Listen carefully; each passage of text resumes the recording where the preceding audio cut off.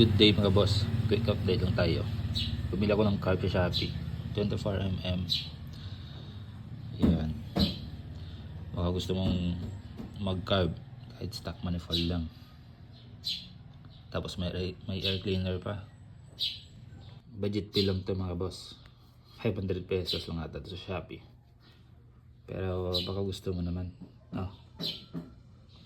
Teka, buksan natin, papakita ko sa inyo. Pero may konting issue lang dito, no? Yan sa part na yan, no? Dito sa akin lumalabas na kasi yung o-ring kahapon, no? Kaya ginawa ko, pinort ko yan dito sa manifold, kaya tabingin na. Ayan, pag 28mm na inilagay mo dito, wala na, hindi na to hindi dito kasya dito, kaya hanggang 24mm lang siguro. Ayan, 24mm carb, baka gusto mo.